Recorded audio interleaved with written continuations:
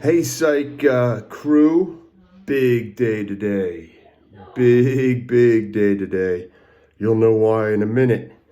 One of my favorite presentations, thanks to the University of Utah, that I'm going to be walking you through, but you'll be able to kind of play with this thing when you get home. Today we're kind of talking about drugs and what drugs do to you. Now, obviously, drugs that are recreational drugs, even if you're dealing with drugs that are caffeine, stuff I talked about the other day, caffeine, nicotine, um, what else? Alcohol. Alcohol is a very widely used drug. This is coffee, by the way. Go Gators. Um, There are 6 shots of espresso in this. Every morning I do 6 shots of espresso. I pour half a thing of milk. It's essentially half milk, half espresso, 16 ounces, and that's what gets me through the day, kids. Um, that's I mean, caffeine is amazing. It's a stimulant. It elevates the respiratory system. Uh, it gets your heart going, boop, boop, boop. Can elevate blood pressure, as opposed to a depressant, which would lower those things. Now, when you're looking at something like a stimulant, okay, coffee, when you're looking at something like a stimulant, the risk is the heart. So one of the things that you have to be really careful with these energy drinks is there's so much caffeine in them, and then there's other adrenaline inducing uh, antagonists inside of them. No, not antagonists, agonists. An agonist disguises itself as a naturally occurring substance in the body, and it gets into your neurotransmitter process, and it goes into your synaptic region and releases I have drawings here, and it releases chemicals, and then blocks the reabsorption of those chemicals. Remember our synapse. So essentially, what happens is with an agonist is the drug, okay, goes in and it disguises itself so it can get into this region, and then it releases all of the desired desired neurotransmitter or chemical into your body. So it tells the neurotransmitters, to release dopamine, to release serotonin, to release glutamate. That's how an agonist works. It disguises itself so it can get through the blood-brain barrier and go in and start. You got to look at it like Star Wars or something. Actually, no. You know what? I'm watching a ton of The Americans. I just started that series. That's a good series. So the agonist is like the Americans. They're Russian spies, and they sneak into America disguised as Americans. That's what an agonist does. It sneaks in, okay, through your blood-brain barrier and gets in and starts manipulating neurons. And so what happens is certain drugs, an MDMA, for example, will manipulate the neuron to release a ton of dopamine. LSD does the same thing, releases a ton of dopamine. And then with those agonists, then they also act as an antagonist. An antagonist blocks something. Well, an agonist can release and then block the reabsorption of those chemicals or neurotransmitters back up. Okay, so that's what we're kind of dealing with. And I have something much better that, in terms of biology, Mr. Walsware, not the greatest. A reasonable understanding at best. But I have something for you today that is extremely special. Anyway, so that's what's happening with caffeine. And to be honest with you, I don't know. I know caffeine has to be some form of an agonist because it's releasing a certain number of chemicals into the body. But I'm not sure the chemistry of the caffeine. But anyway, so there are several groups of drugs that concern us.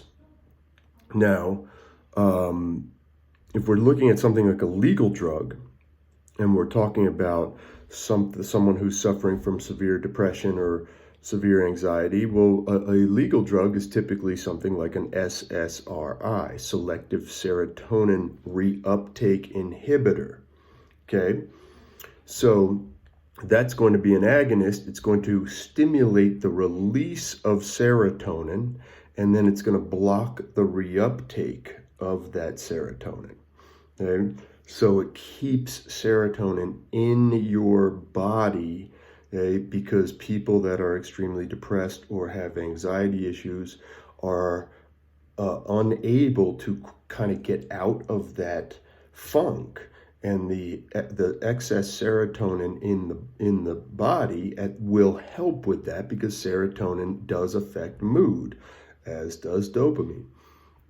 So that's an example of a legal pharmaceutical drug. Caffeine is a legal drug. And then there's a host of legal drugs, but right now what we're kind of looking at with what I'm about to run through with you, what we're kind of looking at are the illegal drugs. Okay? And there are several types of illegal drugs. There's of course, you have your opioids, which if you've ever seen the whole poppies in Afghanistan, and if you've ever seen any of those Vice specials about Afghanistan, where you have these fields of poppies, and then these poor farmers have to convert these poppies into opioids. Well, that's what they're doing. Morphine, opium, which is the extract of the poppy when it's processed. Morphine, opium, heroin, Oxycontin. These are all opioids. These are extremely dangerous. A lot of these drugs are extremely dangerous. I mean, let's not. When I was a kid, there was a drug called PCP, which is like it's a glutamate antagonist. So it freaking got people super freaking wired, because the body would release all this glutamate, and then there would be no reabsorption. So, and people just went crazy. PCP is one of these things that just kind of went away. We also have the now when we're talking about drugs, typically we spend more time because it's psychology, talking about like the addiction to drugs. And all of the drugs we're talking about can be extremely addictive. And remember that there's physiological addiction, psychological addiction, or in most cases both. Okay, someone take something like alcohol, which is a depressant. It's the primary depressant. It's the only depressant we really focus on. So alcoholics become physically dependent on alcohol for their body's homeostasis, for their body's ability to function. So, and I kind of went through most of that. So the term withdrawal is deadly in cases where the body can be deadly, in cases where the body has incorporated the drug into its everyday functioning. That's where withdrawal can be deadly. Psychological withdrawal, something like marijuana, in which any of the hallucinogens, where you just grow to depend on the hallucinogen, okay, those are drugs that you aren't going to die from withdrawal. Okay, you aren't going to die from withdrawal. That's a fundamental difference between a drug that is physically addictive as well as psychologically addictive, and something like marijuana, which is psychologically addictive but not physically addictive. You aren't going to die if you stop, using a hallucinogen.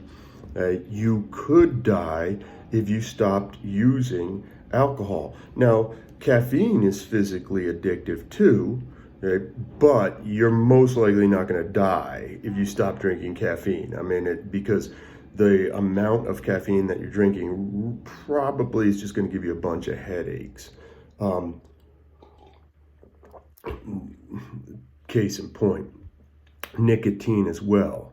Although in cases, nicotine and caffeine have withdrawal has caused seizures in people. So you have to be careful with those as well. Anyway, without further ado, I'd like to kind of start something. I'm going to have to manipulate this camera a bit, okay? So let me, I need to, can I want to, can I turn this? I would like to, well, oh man, what?